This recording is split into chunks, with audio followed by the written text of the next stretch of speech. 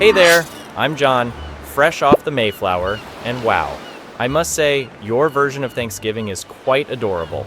This cornucopia screams abundance. But let's be real, back in my day, it would have symbolized wishful thinking. Our idea of abundance was finding a berry that didn't make us sick. And look at these turkeys, plumper than any of the Mayflower passengers. We were thankful for a few measly birds. Here it looks like the turkeys have been training all year for this one big day.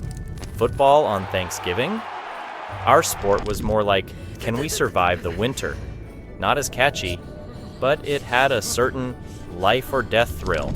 You've got more sides here than we had pilgrims at the first Thanksgiving. Green bean casserole, sweet potatoes with tiny marshmallows. We'd have traded the Mayflower for a single marshmallow.